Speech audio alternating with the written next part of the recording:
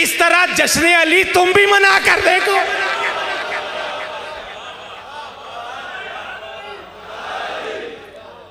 آئیے اسی پہ ختم کرتے ہیں کیونکہ بات جو چل نکلی تو پھر دور تلک جائے گی. آئیے جس شخصیت کو صادق نے صدیق کہا، جس ہستی کو صادق نے صدیق کہا، آج 1400 سال بعد اسی قبیلے کے ایک سچے امام کی گفتگو سے اپنے وجود کو عطر افشانی سے منسلک کرتے ہیں ہمارے ولی نعمت حضرت علامہ قبلہ پیر سید ریاض حسین شاہ جی دامت برکاتہم العالیہ. گفتگو کا آغاز فرماتے ہیں، اپنے دامن پھیلائیے اور اپنے اپنے نصیب کے مطابق علم و حکمت کے موتی چن لیجئے.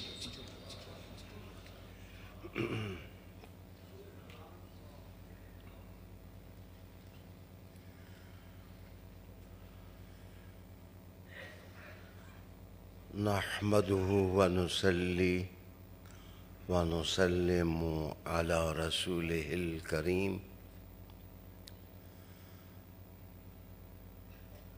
واشهد ان لا اله الا الله وحده لا شريك له واشهد ان محمدا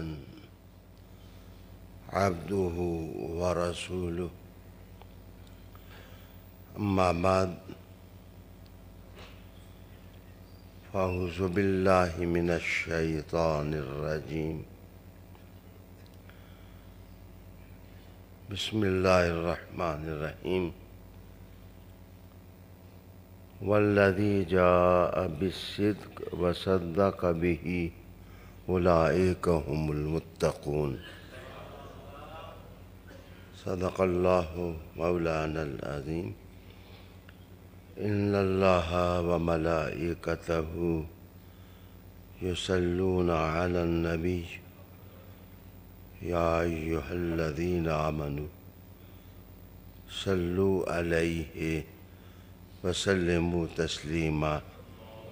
اللہم صل وسلم علی سیدنا و نبینا و مولانا محمد وعلی آل سیدنا و نبینا و مولانا محمد مبارک وسلم. صلی علیہ.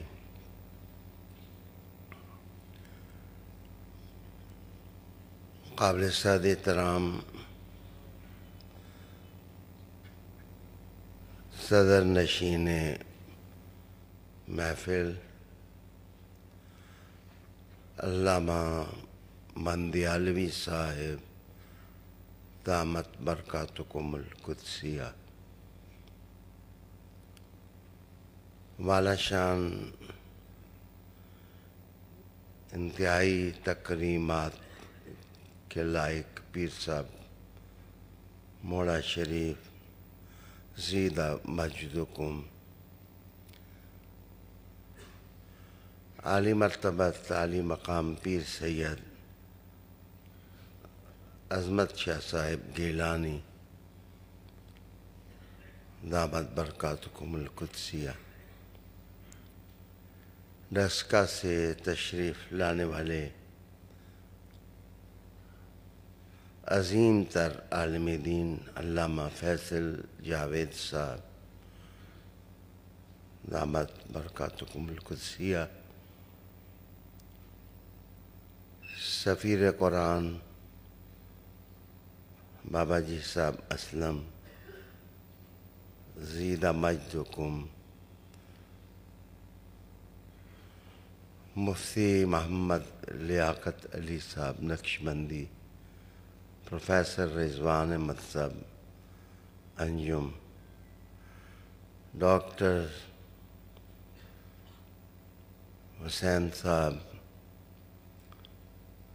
جڑوالا سے میرے مالج، ڈاکٹر محمد امانت،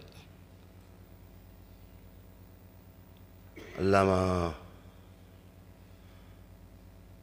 بشیر القادری صاحب زیدہ مجدکم، مفتی محمد اشرف صاحب،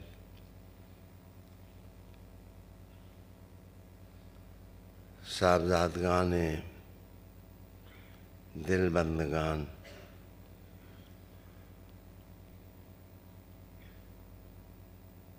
علامہ حافظ محمد اکبر صاحب کے عظیم تر تلامذہ علامہ قاری غضنفر صاحب،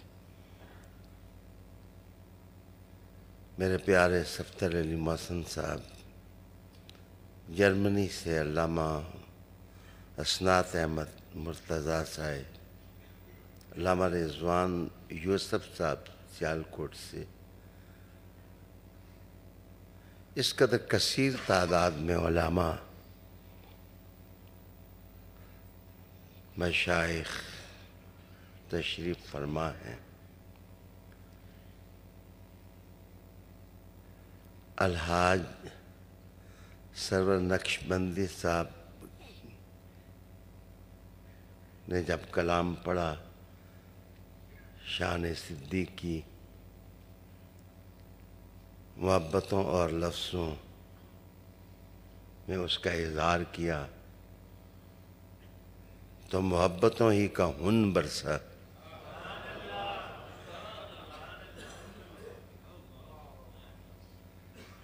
ایسے ماحول میں، ایسے منظر میں اور اس سما میں میں عاجز مسکین چھوٹا آدمی ابو بکر صدیق رضی اللہ تعالیٰ عنہ کی بڑی بارگاہ میں کیسے خراج تحسین پیش کروں گا۔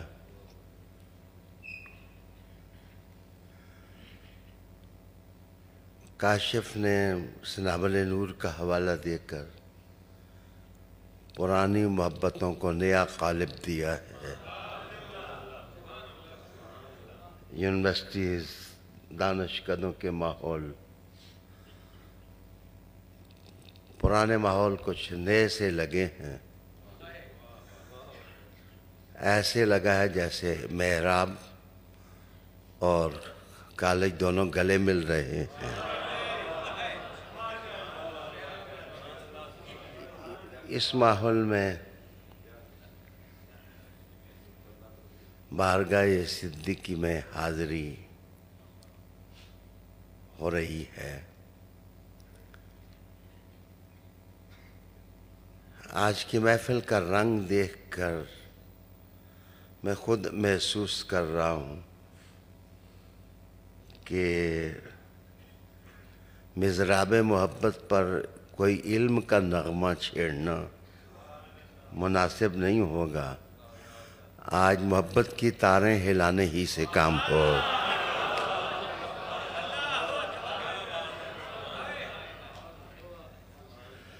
تو اپنی بات میں یہاں سے شروع کرنے لگا ہوں کہ بڑا معروف اور فیمس انگریزی کا رائٹر ہے، اس کی کتابوں کی بڑی شہرت ہے۔ مغربی لوگ اس کی کتابوں کو اس طرح پڑھتے ہیں جیسے بھوکے بچے ٹافیاں کھاتے ہیں۔ بڑی تاثیر ہے اس کے لفظوں میں۔ وہ اپنا ایک مشاہدہ لکھتا ہے، آبزرویشن ہے اس کی۔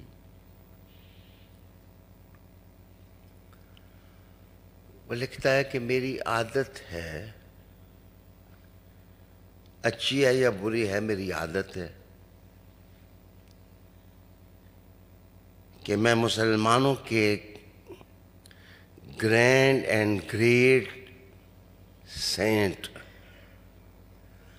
علی کو بہت پڑھتا ہوں۔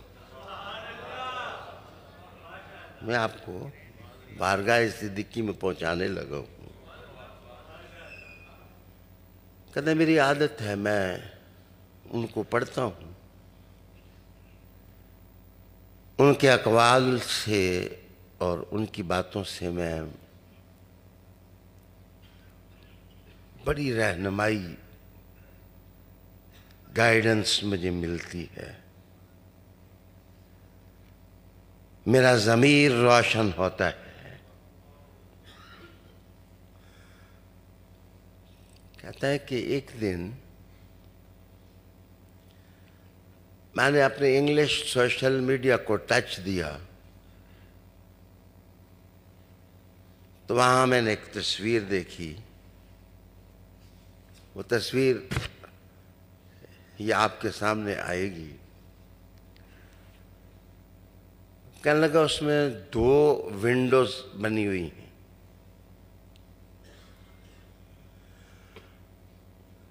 اس میں 2 ونڈوز یعنی کھڑکیاں بنی ہوئی ہیں، اور ایک کھڑکی کے اوپر لکھا ہوا ہے unpleasant truth، یعنی وہ لوگ جو چاہیں کہ کسی ناخوشگوار سچائی کی کھڑکی سے داخل ہوں تو وہ اس کھڑکی کی طرف سے آئیں۔ unpleasant truth، ناخوشگوار سچائی کہتا، اور دوسری ونڈو پر لکھا تھا کمفرٹنگ لائف، ایسے جھوٹ جو بندے کو بڑا مزہ دیتے ہیں، بڑا بندہ انجوائے کرتا ہے، جائز اور خوشیاں اس سے ملتی ہیں۔ کہنے لگا مجھے بہت افسوس ہوا، بہت افسوس ہوا کہ وہ جو کھڑکی تھی جس پر unpleasant truth لکھا ہوا تھا اس کی طرف کوئی جا ہی نہیں رہا تھا، اور جدھر لکھا تھا comforting life، جھوٹ، ادھر بہت لوگ آ رہے تھے۔ کہتا ہے میں اداس سا ہوا، طبیعت میری بوجھل ہوئی، اپسیٹ ہوا کہ اس دنیا کو کیا ہو گیا ہے کہ یہ جھوٹ کی عاشق ہے۔ ڈرامے، فلمیں، حکومت کے بانی ڈرامے کرتے ہیں، جھوٹ بولتے ہیں، لائز ڈیلیور کرتے ہیں، سچائی کی لطافت کا ان کو اندازہ نہیں۔ کہتے ہیں کہ مجھے میرا آئیڈیل سینٹ علی یاد آیا۔ کہتے ہیں میں ان کو پڑھوں تو صحیح کہ وہ کیا کہتے ہیں۔ اب حضرت علی کا ارشاد وہ نقل کرتا ہے، کہتے ہیں آپ فرماتے ہیں کہ the truth that hurts is better than the lie that brings joy۔ یہ مولا علی کا ارشاد ہے۔ آپ نے فرمایا کہ سچائی جو تکلیف دیتی ہے اس جھوٹ سے بہتر ہے جو جھوٹ خوشی دیتا۔ یہ مولا علی نے فرمایا کہ ایک سچائی ہے، اس کے پیچھے آپ کو تکلیف ہوتی ہے، اور ایک جھوٹ ہے اس میں آپ کو مزہ ملتا ہے، دولت ملتی ہے۔ کہتے ہیں وہ سچائی اچھی ہے اس جھوٹ سے جس میں تکلیف ہو لیکن وہ سچ ہو۔ آئیے کوئی ایسی ونڈو تلاش کریں جہاں ان پلیزنٹ نہیں پلیزنٹ ٹروتھ ہو، تو وہ دروازہ ابو بکر صدیق کا دروازہ۔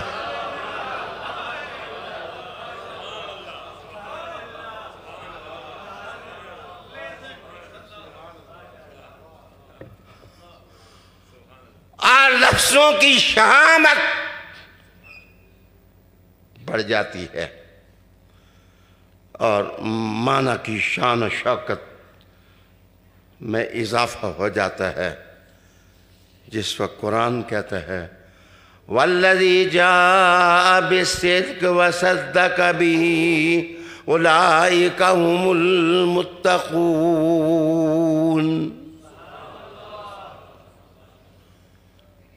سچ لے کے آئے، جو رسول کریم سچ لے کے آئے وہ پلیزنٹ ٹروتھ ہے، ان پلیزنٹ ٹروتھ نہیں ہے۔ اس لیے میں نے اس کو کہا کہ خوشیاں دینے والی سچائی اس کے نقیب میرے حضور ہیں، اور چھوڑیے بحث کو ادھر ہی چھوڑیے، لیکن میں بڑے دھیمے لہجے میں کہنے لگا ہوں، اس میں تو مسلمانوں تمہارا اتفاق ہے کہ اس سچ کی پہلی تصدیق کرنے والا مرد حر وہ بچوں کی طرف سے علی تھا اور مردوں کی طرف سے ابو بکر صدیق تھا۔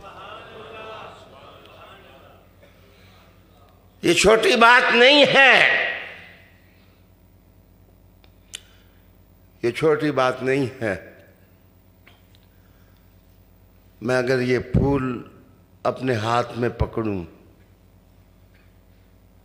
ہزاروں کا یہ اجتماع ہے، اس میں کہوں گا کون ہے جو پھول میرے ہاتھ سے سب سے پہلے پکڑے، میں اس کو کس کروں گا؟ مجھے بتائیے کہ میں تو بندہ قیمتی نہیں، اس لیے شاید پھول جس کو پہلے ملے اس کی قیمت کم ہو، لیکن جو دینے والا ہے وہ ہے کہ اللہ المائٹی خود کہہ رہا ہے قَدْ جَاءَكُم مِّنَ اللَّهِ نور،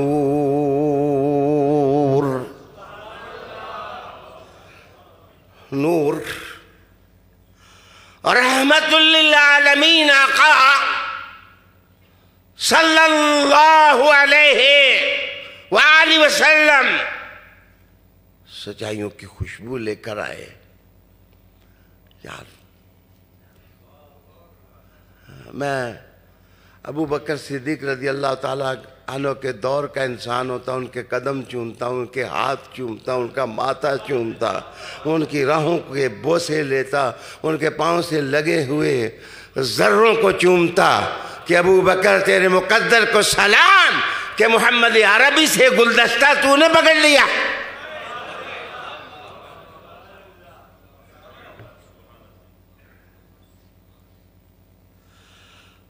وَالَّذِي جَاءَ بِالصِّدْقِ وَصَدَّقَ بِهِ أُولَئِكَ هُمُ الْمُتَّقُونَ۔ عجیب بات یہ کہ آنے والا صدق لانے والا بھی واحد کا صیغہ، تصدیق کرنے والا بھی واحد، آگے کہا کہ اولئک هم المتقون، آگے جمع کا صیغہ، جو حق لا رہا ہے واحد، جو تصدیق کر رہا ہے وحدت اس کے اندر سمو دی گئی، لیکن آگے رب کریم نے کہا کہ اولئک هم المتقون۔ اس کا مطلب یہ ہے کہ نہ حق لانے والا اکیلا ہے، نہ صدیق اکیلا ہے، نہ علی اکیلا ہے، محبتوں کے لشکر ہیں، عساکرے عظیمہ ہیں جو ان کے وجود میں ہیں قیامت تک، قیامت تک۔ پہلے لفظوں کی خوشبو بھی مشام ہستی کو معطر کر رہی ہے، لیکن یہ لفظ کوئی زیادہ ہی دل میں اتر رہے ہیں، اولئک هم المتقون۔ عالی وقار دوستو،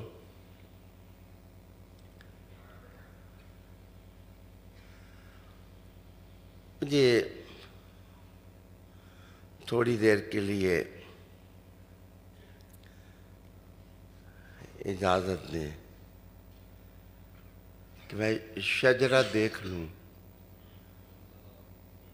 کہ جن کی شان آج ہم بیان کر رہے ہیں ان کا نام کیا ہے؟ عبداللہ۔ اس کا مطلب یہ ہے کہ حضور کے اعلان نبوت سے پہلے بھی کچھ لوگ تھے جو کسی بت کے عبد نہیں تھے، عبداللہ تھے۔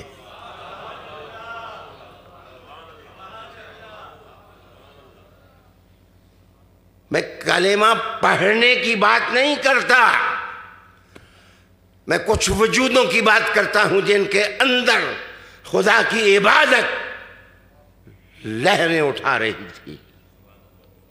ان کا نام عبداللہ۔ والد کا نام کیا ہے؟ عثمان۔ دادا کا نام کیا ہے؟ عامر۔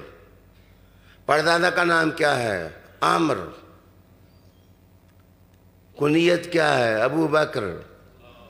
لقب کیا ہے؟ صدیق۔ لوگ جانتے کیسے ہیں؟ عتیق۔ رنگ کیسا ہے؟ گندمی۔ وجود کیسا ہے؟ پتلا دبلا سا۔ آنکھیں کیسی ہیں؟ مقناطیسی سی۔ وجود کیسا ہے؟ جیسے خمیر نور سے گوندا ہوا ہو۔ عزائم کیسے ہیں؟ کہا محمد سے پوچھ لیں۔ اور کہا کہ نیات کیسی ہیں؟ کہا جلوے دیکھنے ہوں تو رائے سور میں ان کا مطالعہ کر لیں۔ کہا مال سے محبت کتنی ہے؟ ان کا کچھ بھی نہیں ہے، سب کچھ محمد عربی کے قدموں میں نظر آ رہا ہے۔ عالی جناب یہ سوچتے کیسے ہیں؟ کہا محمد سوچتے رہتے ہیں۔ دل دھڑکتا کیسے ہے؟ کہا محمد کرتے رہتے ہیں۔ کہا دیکھتے کیسے ہیں؟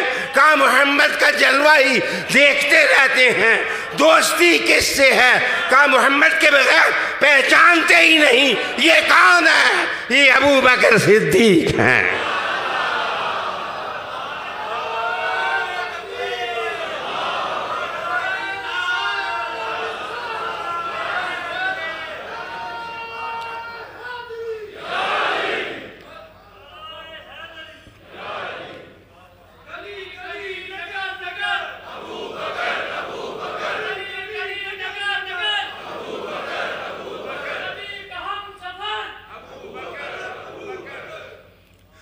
معاف کرنا،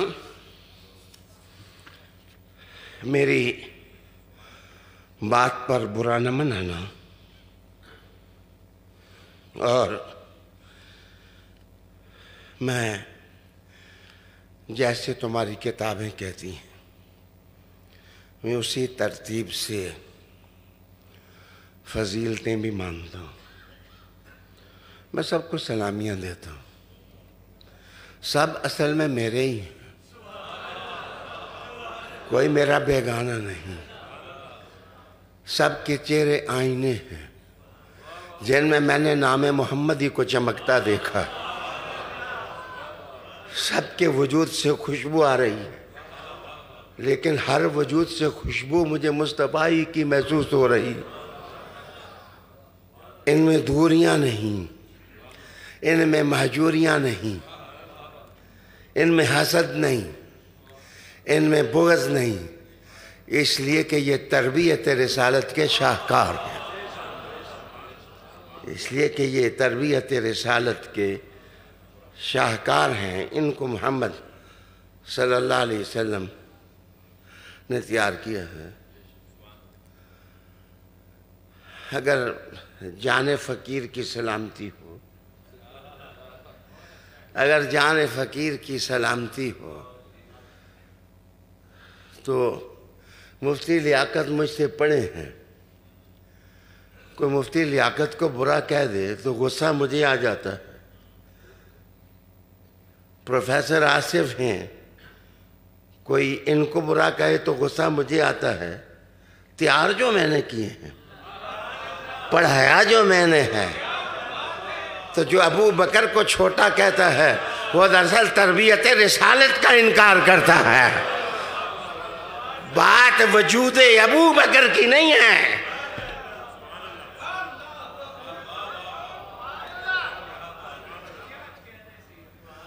مجھے یہ گالی دے دو کہ شاہ جی نے جس دن سرما نہ لگایا ان کو نظر نہیں آتا، لیکن کبھی بھول کے بھی نہ کہنا کہ محمد کی نظر کا اثر نہیں ہے، مصطفیٰ کی نظر کا اثر نہیں ہے، بھول کے بھی. یہ شوق کلمات اور الفاظ اپنی زبان سے ادا نہ کرنا.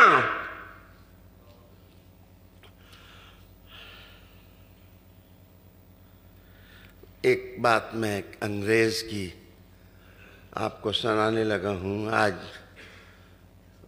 بہت معروف وہاں کے چارٹرڈ اکاؤنٹنٹ ہیں مبشر، میرے سنگی ہیں، وہ بھی میری محفل میں آئے ہوئے ہیں. تو یہ انگریزی اتنی اچھی بولتے ہیں کہ مجھے اپنی انگریزی بیمار نظر آتی ہے، لیکن انگریزی بیمار ہو یا اچھی ہوتی تو انگریزی ہی ہے. بندہ اچھا وجود رکھتا ہو یا بیمار وجود رکھتا ہو. اچھا وہ کہتے ہیں کہ comparison will hurt you, compassion will heal you. اگر تم مقابلہ کرو گے، موازنہ کرو گے تو موازنہ زخمی کرے گا تمہیں، اور اگر تم موازنہ اور مقابلہ آپس میں نہ کرو گے تو جیسے زخموں پر مرم جو ہے وہ زخم کو ٹھیک کر دیتی ہے، صرف محبت سے بات کرو گے تو سارے تمہاری روحوں میں اتر جائیں.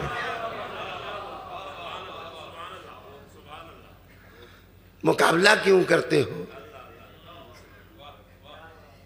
یہ علی ہیں. جملہ میرا نہیں ہے، ویسے مجھے تو حافظ بندیالوی صاحب ہی نہ چھوڑیں اگر میں ترتیب نہ مانوں. ہیں ویسے میرے مرید ہیں، میرے خلیفہ بھی ہیں، لیکن آج کل مریدوں سے بھی ڈرنا پڑتا ہے، سہم کے رہنا پڑتا ہے. مریدوں کی دنیا میں بھی سہم کے رہنا پڑتا ہے. مجھے ڈر لگتا ہے. اگر ڈر نہ لگے تو میں وزیر آباد کے ایک شاعر ظفر علی خان کا ایک جملہ تمہاری نظر کر دیتا اور کہتا، ہم مرتبہ ہیں یاران نبی، کچھ فرق نہیں ان چاہو. ہم مرتبہ ہیں یاران نبی. گستاخی کی ہوگی، غلطی کی ہوگی، لیکن اصل بات یہ ہے آئینے میں جب دیکھیں جس کا چہرہ سامنے آتا ہے وہی سونا نظر آتا ہے. علی آئینے میں آئے تو سونا نظر آتا ہے، صدیق آئینے میں آئے تو سونا نظر آتا ہے، عثمان آئینے میں آئے تو پیارا نظر آتا ہے. آئینہ والضحیٰ کا چہرہ ہے، جو سامنے آتا جاتا ہے وہ حسین نظر آتا چلا جاتا ہے.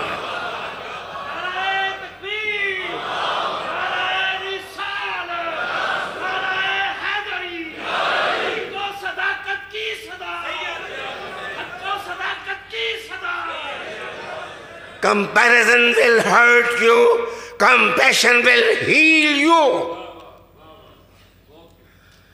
پیار کی دنیا، محبت کی دنیا تمہیں بہت اونچا لے جائے گی، بہت اونچا لے جائے گی. علی اگر لڑائی میں تلوار چلائے تو علی کس کا ہے؟ تمہارا ہی تو ہے.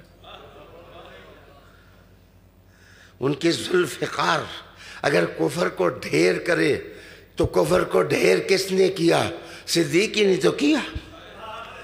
بظاہر نظر ذوالفقار آتی ہے لیکن پیچھے دستے پر ہاتھ تو صدیق کا بھی نظر آتا ہے اور عمر کا ہاتھ بھی نظر آتا ہے. اس لیے مصنف عبدالرزاق کی یہ حدیث مجھے بہت بھلی لگی. کہتے ہیں کہ ہم جب سیدنا ابو بکر صدیق، سیدنا عمر، سیدنا عثمان، سیدنا علی ان میں غور کرتے ہیں، میں تو کچھ حتمی کہہ نہیں سکتا. جو ان کو نہ مانے وہ مومن نہیں ہے. جو ان کی محبت کو دل میں اتارے وہ ایمان کی بارات اس کی منزل پر پہنچ جاتی ہے. لیکن کمانڈ اینڈ کنٹرول فرسٹ چونکہ ابو بکر صدیق کی ہے. حضور کے مصلی پر سب سے پہلے ابو بکر کھڑے ہوئے ہیں, حضور نے کھڑا کیا ہے, سالوٹ کرتے ہیں ابو بکر صدیق.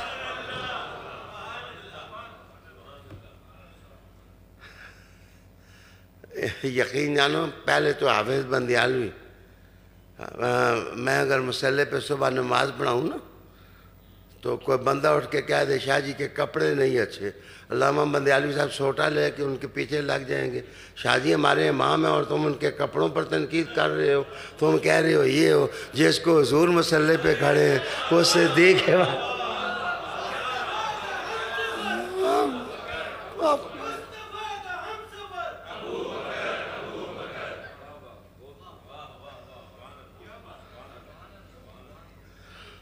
بڑے عزم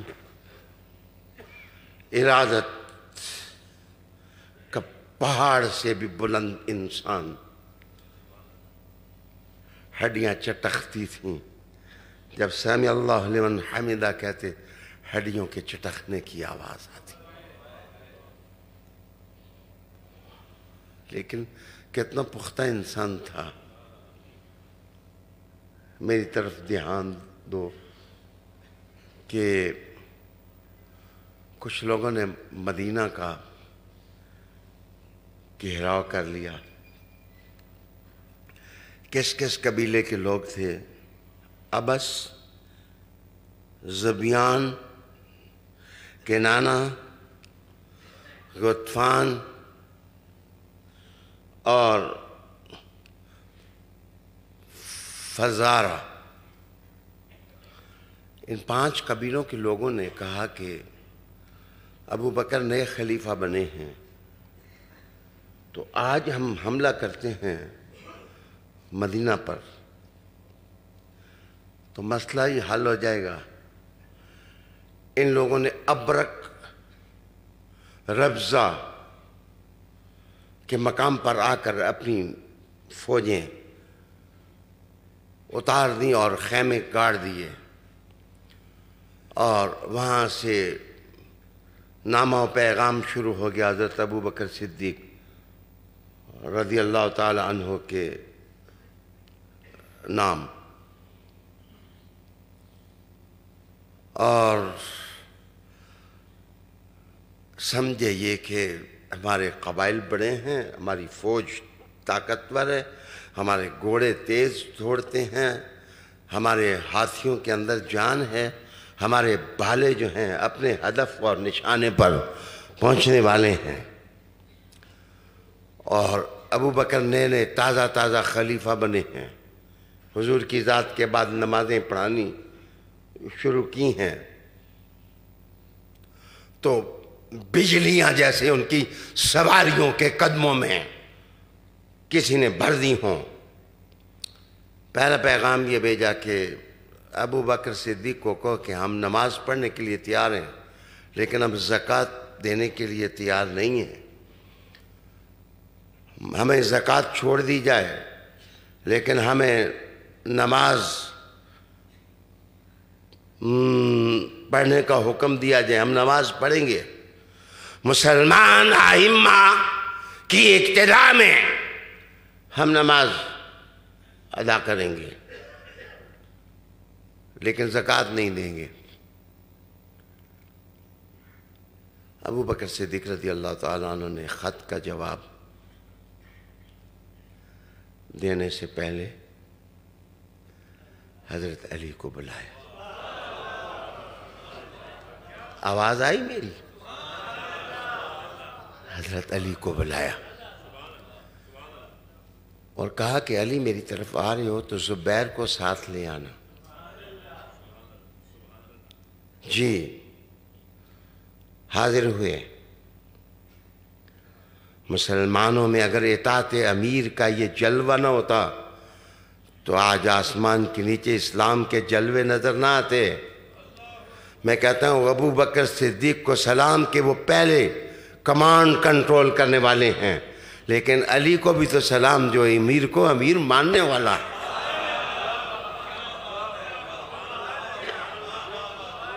اسلام گاجر مولی کی فصل نہیں ہے.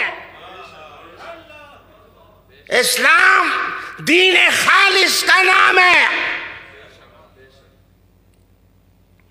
یہ آیت جس صورت میں آ رہی ہے، بڑی مزے کی بات جب ہوتی کہ میں اس کا آغاز اور یہ آیت پڑھتا.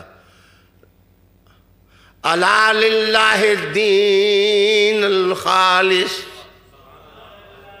ان شامت پرور الفاظ سے یہ صورت شروع ہوتی ہے. خبردار، دین خالص اللہ کے لیے ہے، اور دین خالص وہ ہے جس میں کمانڈ کو ماننا ہے اور امیر کی اطاعت ہے.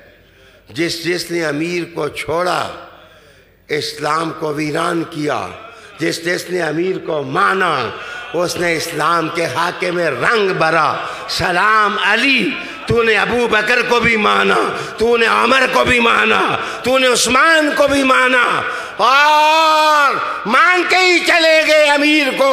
جو امیر کو مانتا ہے وہ چھوٹا نہیں، وہ بڑا ہوتا ہے.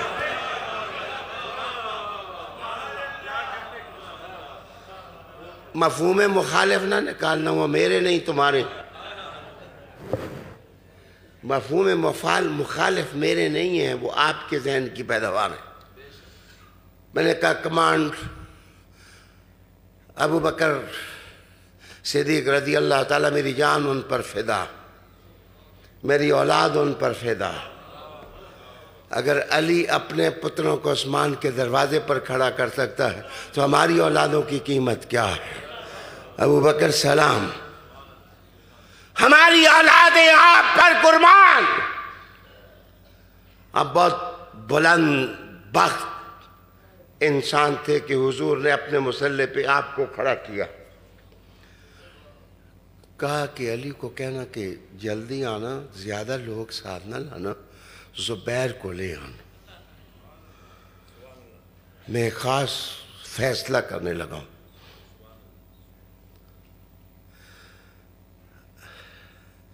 یار یہ تھوڑی بات ہے کہ حضور امی تھے، ان کو حکم نہیں تھا کہ آپ خط بھی نہ کھینچیں، لیکن حضور نے اپنے ارد گرد جو لوگ کٹھے کیے تھے، پڑھے لکھے کٹھے کیے. معاف کرنا، علی بھی پڑھا تھا، صدیق بھی پڑھا ہوا ہے، عمر بھی پڑھے ہوئے تھے، اور عثمان بھی پڑھے ہوئے تھے رضی اللہ تعالیٰ مجمعین. یہ ان پڑھوں کی قوم نہیں تھی. محمد عربی نے پڑھے لکھے لوگوں کو اپنے ارد گرد حالہ بنایا.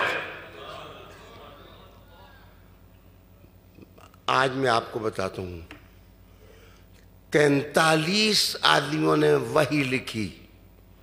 There are 43 persons who wrote وحی traditions.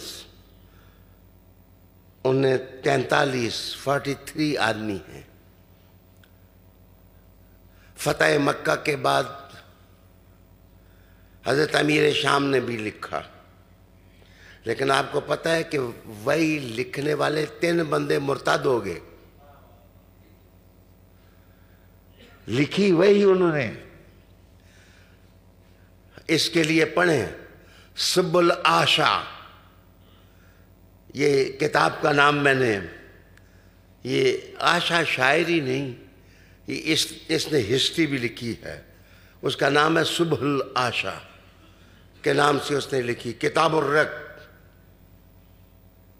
کہ اس زمانے میں لوگ کون سے لوگ کس پر لکھتے تھے. جناب ہندوستان کے لوگ ریشم کے کپڑے پر لکھتے تھے، چین کے لوگ گھاس کا کاغذ بنا کر اس پر لکھتے تھے، شام کے لوگ اس وقت بھینسوں اور اونٹوں کے شانوں کی جو ہڈی ہے اس پر لکھا کرتے تھے. حضرت علی سے پوچھا گیا جب پہلے قرآن اترا تو سب سے پہلے قرآن اترا تو کس نے لکھا؟ فرمایا میں بھی پڑھا تھا، ابو بکر بھی پڑھے ہوئے تھے، ہم لکھ لیتے تھے. اس کا مطلب 13 سال جو قرآن مجید نازل ہوا وہ تو علی لکھتے رہے، ابو بکر لکھتے رہے، عمر لکھتے رہے، عثمان لکھتے رہے رضی اللہ تعالیٰ عنہ اجمعین. اچھا، معاہدے جتنے کے جتنے ہیں 2-4 کو چھوڑ کر، وہ حضرت علی نے لکھے.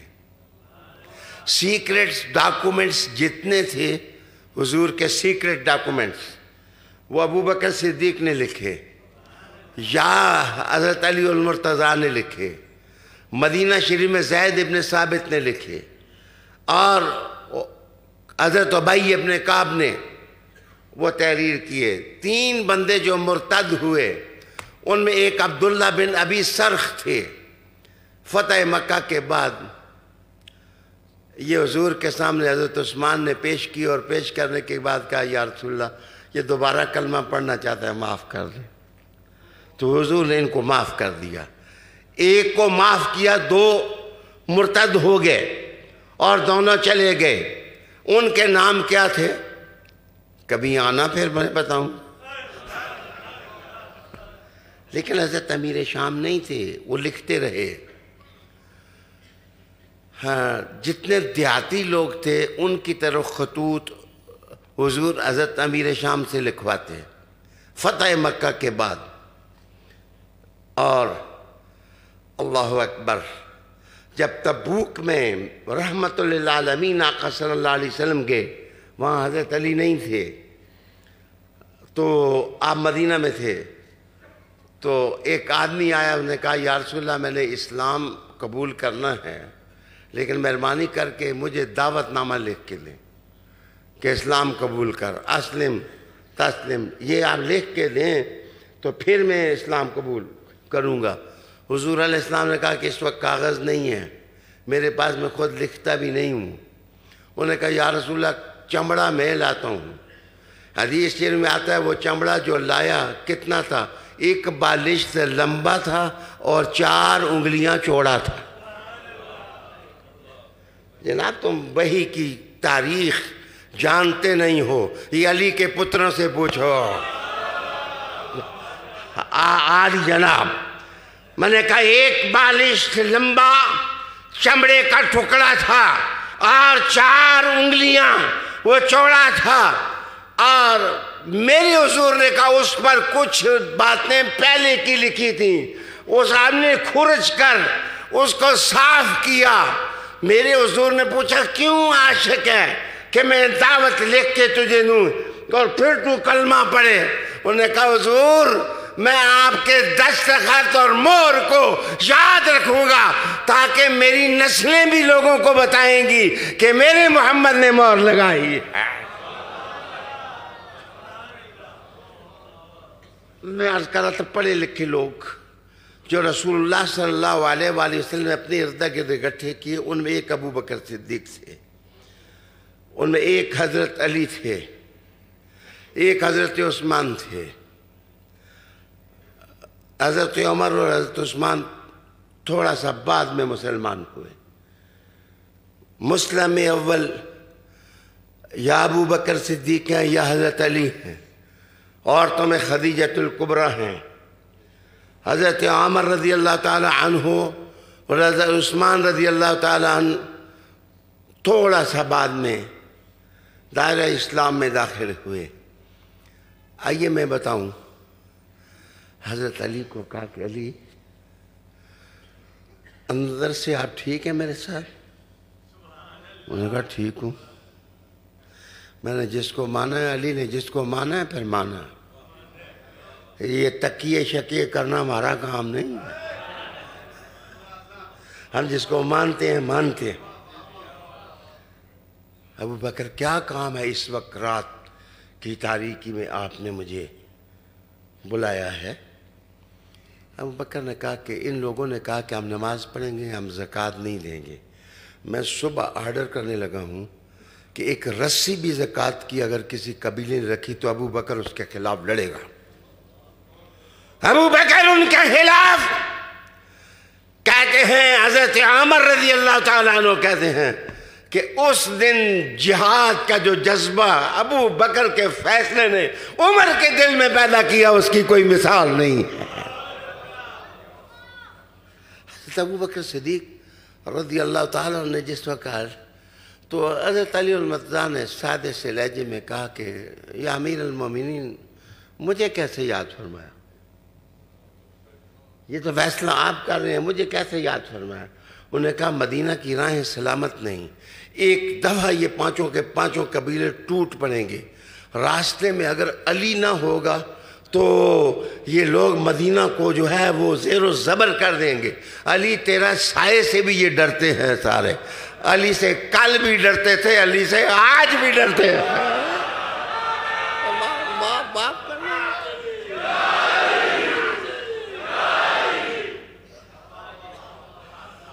کہا علی راستے میں گھومیں، تلوار لیں، زبیر کو ساتھ لیں، تیسرے حضرت عبداللہ تھے، اور کہا ان کو ساتھ رکھیں اور مدینہ کی راہوں کو محفوظ کریں، صبح اہم فیصلہ ہونے والا ہے۔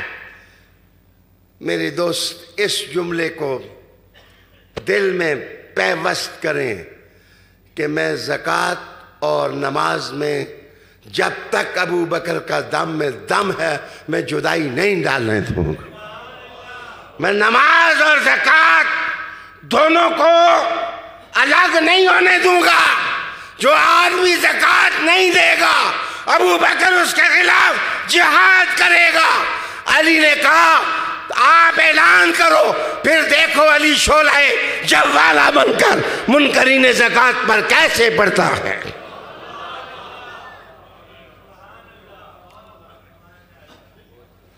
میرے دوست، میں تو الحمدللہ پڑھتا ہوں کہ اسلام کو صدیق جیسے لوگ ملے، عمر جیسے لوگ ملے۔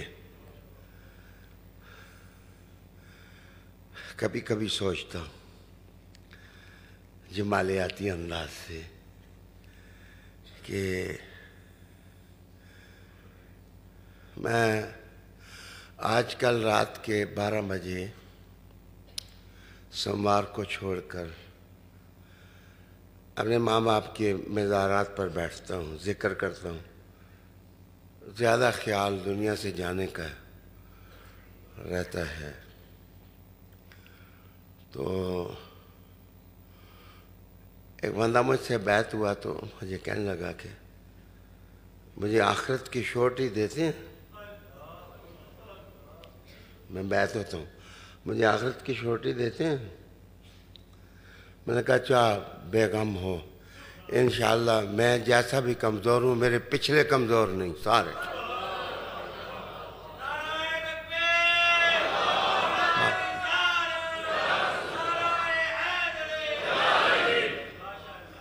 یہ بات میں نے اپنی نہیں سنائی، مجھے اپنی کرامتیں سنانے کا شوق نہیں ہے۔ میں تمہیں اپنے دام محبت میں گرفتار نہیں کرنا چاہتا، مجھے آپ کی شیرینیاں لینے کا کوئی ذوق شوق نہیں ہے۔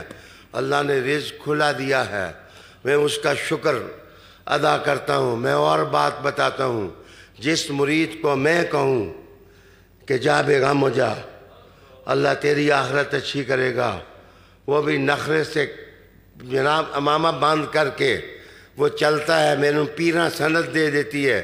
مجھے بتائیے وہ ابو بکر جس کو حضور نے کہا ما سب اللہ فی قلبی سبب تو فی قلب ابی بکر،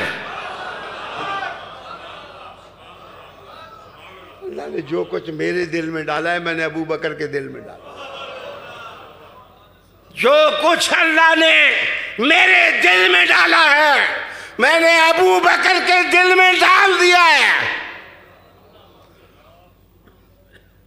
ادھر دیکھو میری طرف، ادھر دیکھو۔ ابو بکر خلافت کے زمانے میں جس وقت کاشانہ علی سے گزرتے تو ایک دفعہ کھڑے ہو جاتے، کھڑے ہو کر کے علی کے گھر کا دروازہ دیکھتے۔ ابو بکر سے کسی نے کہا آپ کیوں کھڑے ہوئے ہیں؟ فرمایا اللہ نے میرے دل میں جو کچھ ڈالا ہے حضور کے ذریعے ڈالا ہے۔ انہوں نے کہا تھا جو کچھ میرے دل میں ہے ابو بکر میں نے تیرے دل میں ڈال دیا ہے۔ حضور کے دل میں فاطمہ بھی تھیں، ان کا گھر بھی تھا، اللہ نے میرے دل میں بھی گھرانا ہے علی کی محبت ڈال دی ہے۔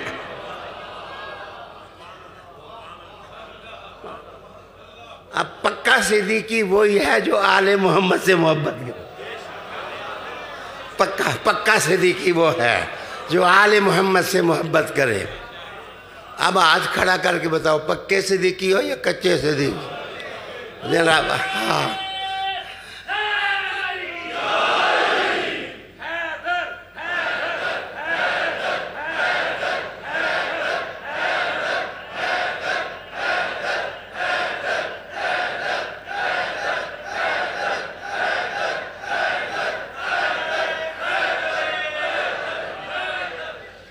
میں ایک عورت کی گواہی تمہارے سامنے لانے لگا ہوں۔ عورت عرب کی عورتوں میں زہرا پاک کی بات نہیں کرتا، میں ایک اور عورت کی بات کرتا ہوں کہ جس کی ذہانت کو دیکھ کے کہتے تھے کہ قمر الارض، کہ یہ عورت جو ہے یہ زمین میں روشنی کا مینار ہے۔ اس عورت کا نام اسماء بنت امیس ہے۔ یہ ابو بکر کی محترمہ تھیں، رفیقہ خاتون اول تھی، اسماء بنت ابی بکر یہ خاتون اول تھیں، معاف کرنا۔ اور آپ کہتی ہیں کہ حضور نے چاند کو جو علی کے لیے سورج کو واپس کیا میرے گھر سے کیا۔ اسماء کے گھر میں حضور لیٹے ہوئے تھے، اسماء بنت امیس کے گھر لیٹے ہوئے تھے، تو جناب علی کو حضور نے کہا تھا کہ کہو اس سورج کو واپس آ جا، عصر کی نماز کے لیے خطرہ کیا ہے؟ جب محمد ہیں اور علی ہے تو سورج کی کیا مجال کہ ادھر ادھر جائے، یہ تو ان کے اشاروں پر چلتا ہے۔ یہ حدیث اسماء بنت امیس، اس کا مطلب ہی ہے کہ یہ معاملہ سارا ابو بکر کے گھر ہوا تھا۔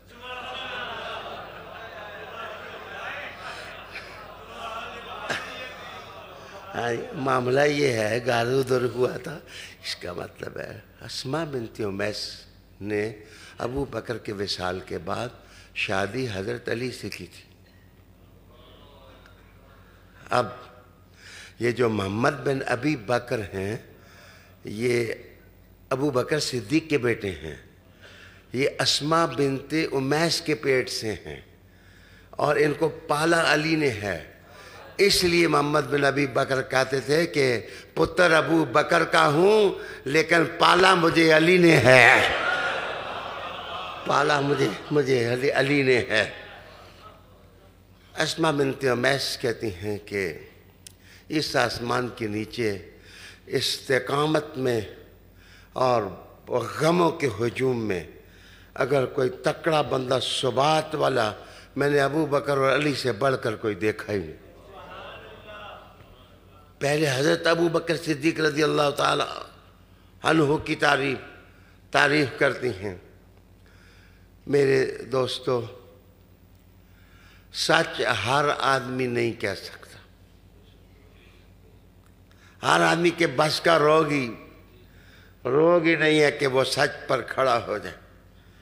میں علامہ فیصل جاوید صاحب آپ سے پوچھتا ہوں کہ بڑے بڑے قافلے لٹتے دیکھے ہیں، بڑے بڑے پلر گرتے دیکھے ہیں، جس وقت حق کی بات آئی ہے تو وہ حق کو حق نہیں کہہ سکے۔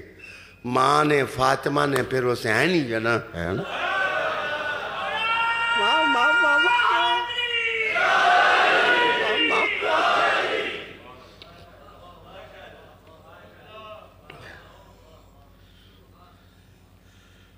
انگریزی کا دوسرا جملہ سنیے۔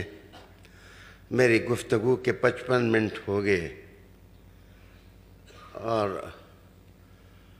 مجھے لگتا ایسے ہے کہ میں نے تو ابو بکر صدیق رضی اللہ تعالیٰ عنہ کی ابھی غار ثور دیکھی ہی نہیں، ادھر تو میں نے جھانکا ہی نہیں ہے، ادھر تو میں گیا ہی نہیں ہوں، ابھی بستر علی بھی میں نے نہیں دیکھا۔ مزہ آتا آپ کو میں بتاتا کہ صادق کون ہوتا ہے، امین کون ہوتا ہے۔ پاکستان کی پارلیمنٹ میں صادق اور امین کے نقشے دیکھنے والوں، یہ صادق امین نہیں ہیں۔ صادق دیکھنا ہو ابو بکر کو دیکھو، امین دیکھنا ہو علی کو دیکھو۔ یہ پروردہ ہیں، یہ پروردہ ہیں۔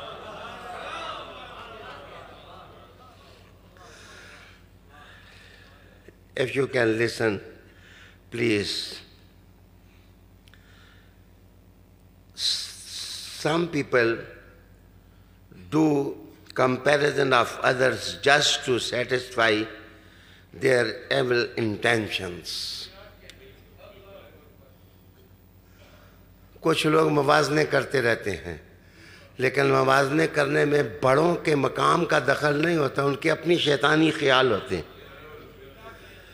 वो अपने शैतानी ख्यालों में पड़े रहते हैं, उनके अपनी फ्रस्ट्रेशंस होती हैं, उनके अपने अंदर के कर्ज होते हैं, उनके अपने अंदर का गुबार होता है जो वो निकालते रहते हैं।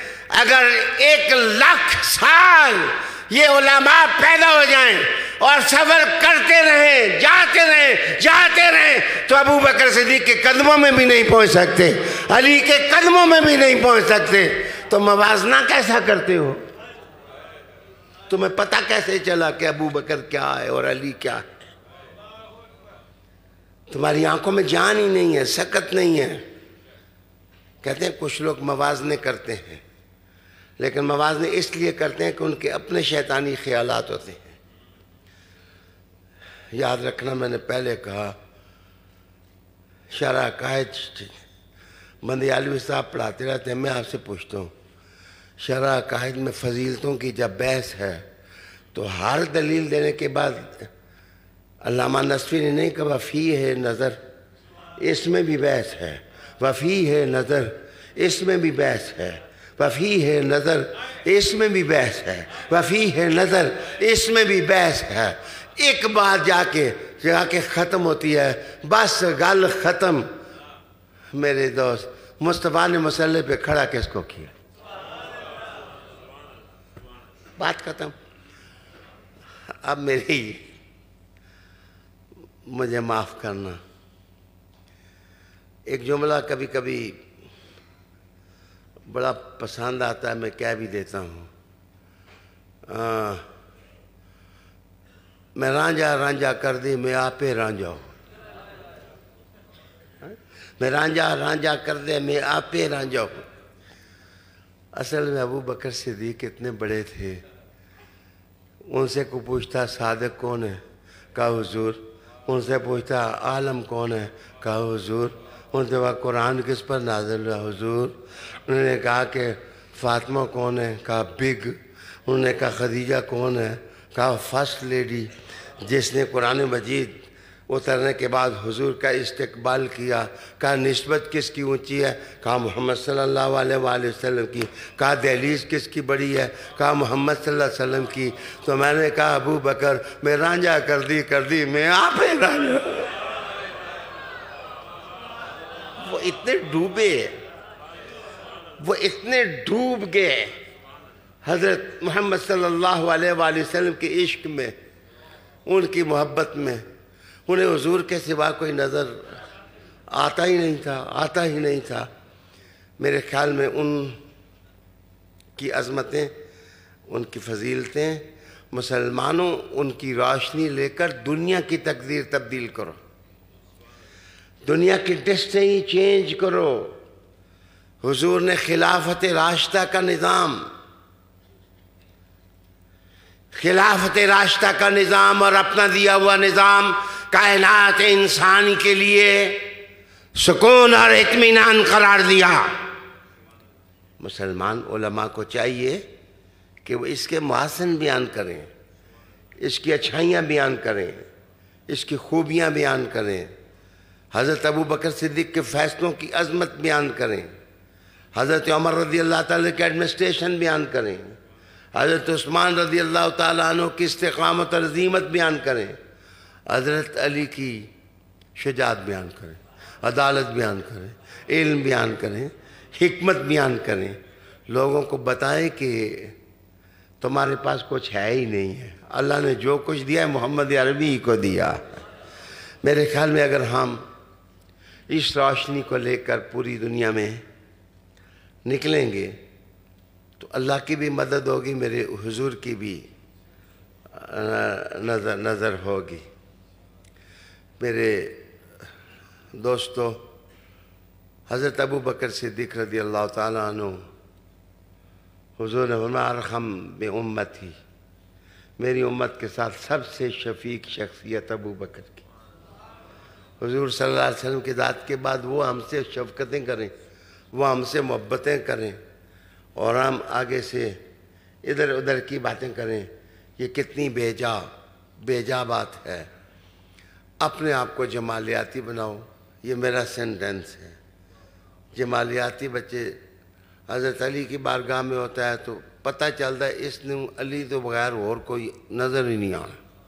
جس وقت صدیق اکبر کی بارگاہ میں ہو تو پتہ چلے اس کو صدیق اکبر کے بغیر نظر کوئی آتا ہی نہیں۔ حضرت عثمان رضی اللہ تعالیٰ عنہ کی جب بات ہو تو شاہکار تھے یہ سارے لوگ، حضور صلی اللہ علیہ وآلہ وسلم نے تیار کیے تھے۔